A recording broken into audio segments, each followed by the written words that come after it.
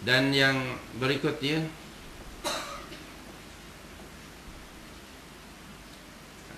saya ingin berta'aruf sebagai tetamu yang dijemput. Tentu tidak masuk sebelum salam ya Tuan Haji Syahrudin.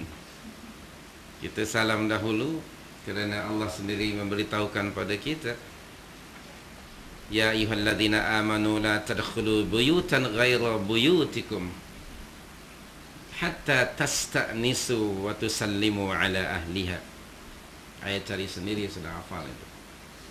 Wahai orang yang beriman, janganlah kamu masuk ke dalam rumah yang bukan rumah kamu sehinggalah kamu meminta izin dan mengucapkan salam.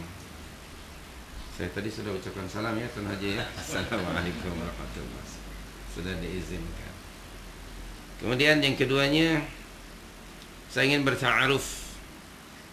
Saya adalah saudara anda, akhukum fid din, saudara anda seagama, Safwan Badri Ibn Ahmad Badri. Al-Jawi ke As-Sundani, saya pun tak tahu. Safwan Badri Ibn Ahmad Badri, asal daripada Jawa bahagian barat. Saya satu suku dengan Hetikus Endang. Bukan bangga, tapi itu yang dikenal. Orang Sunda saya, tapi alhamdulillah boleh bahasa Jawa. Datang ke Malaysia pada tahun 1985.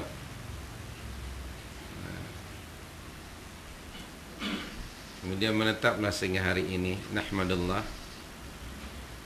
dan sudah mendapat citizenship alhamdulillah, kerana keluarga dan anak-anak di sini semuanya. Ta'aruf ini kita asaskan pada, saya sebutkan tadi saya saudara anda kerana dari dua aspek. Satu, saudara dari sudut keturunan asal kita dari Adam AS, yang kita tadi baca surah 4 ayat yang pertama. Saya Bani Adam dan anda sekalian juga Bani Adam, tidak ada beza. Kemudian tadi Allah berfirman pada surah 4 ayat yang pertama, kemudian kami kembang biakkan kamu, terdiri pada lelaki dan perempuan yang ramai. Dan di dalam surah 49 ayat yang ke-13, surah Al-Hujurat ayat 13, surat 847, Allah berfirman, bukan surah berapa cik ni? 847. Ya ayyuhan nas, inna khalaqnakum min dhakarin wa untha wa ja'alnakum syu'uba wa qabail lita'arafu inna akramakum 'indallahi atqakum. Betul ayat itu? Terjemahan makna ayat, ya ayyuhan nas, wahai sekalian manusia. Ayat ini ditujukan oleh Allah kepada seluruh manusia. Khitab ini kepada manusia, kepada kita. Walaupun surah ini surah Madaniyah, sebab biasanya kalimah ya ayyuhan nas ada pada surah Makkiyah. Ada kalimah ya ayyuhan nas dalam surah Madaniyah hanya 7 ayat. Salah satunya ini, ya ayyuhan nas. Allah menyeru kepada manusia. Bila kita membaca ayat ini, boleh tak anda merasakan seolah-olah Allah sekarang sedang menyeru kepada diri kita masing-masing. Ya ayyuhan nas, kitalah yang disuruh, yang diseru oleh Allah. Dan Allah memberitahukan, inna khalaqnakum min dzakari wa untha, sesungguhnya kami telah menciptakan kamu sekalian daripada seorang lelaki dan seorang perempuan, yakni Adam dan Hawa. Kemudian setelah itu Allah berfirman, وَجَعَلْنَاكُمْ شُعُوبًا وَقَبَائِلَ. Lalu kami jadikan kamu berbagai-bagai bangsa. Syu'ub plural dari sya'b, sya'bun, nation. Qabail is a plural dari qabilah. Lalu kami jadikan kamu berbagai-bagai bangsa dan suku-suku. Kita banyak suku ya. Semenanjung tak seberapa, tapi di Sabah dan Sarawak banyak berbagai suku. Orang asli banyak suku. Di Indonesia lebih 300 suku. Berbeza-beza kabilah.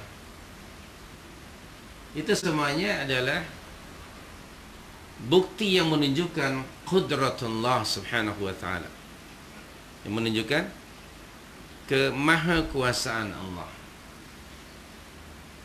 Lalu untuk apa tujuannya? Lita'arafu, agar supaya kamu saling kenal, mengenal antara satu dengan yang lain. Kenal mengenal dalam skop yang sangat luas sebenarnya. Lita'arafu, ta'aruf, bangsa itu dengan bangsa ini, suku itu dengan suku ini, yang sekarang kita sebut globalisasi. Orang dari mana-mana sekarang saling berkenalan, baik secara langsung ke sana datang ataupun melalui media massa. Kemudian Allah berfirman selanjutnya, inna akramakum indallahi atqakum. Sesungguhnya orang yang paling mulia di antara kamu sekalian pada sisi Allah bukanlah orang Arab, bukan non-Arab, bukan orang putih, bukan orang hitam, tetapi siapa? Atqakum, orang yang paling bertakwa di antara kamu. So the most honored of you, yeah, in the sight of Allah is the most righteous of you. So kita sebagai mukmin mesti asasnya di situ, asas ketakwaan. Warna kulit, kebangsaan dan suku tidak ada nilai pada sisi Allah. Yang ada adalah ketakwaan. Inna akramakum indallahi atqakum. Kalimat akrama dalam bentuk superlatif dari karim. Atqa juga bentuk superlatif dari takwa. Ini menunjukkan bahawa kita mesti tidak hanya menjadi orang yang bertakwa, tapi mesti berusaha meningkatkan ketakwaan supaya sampai ke degree yang paling bertakwa, yang superlatif.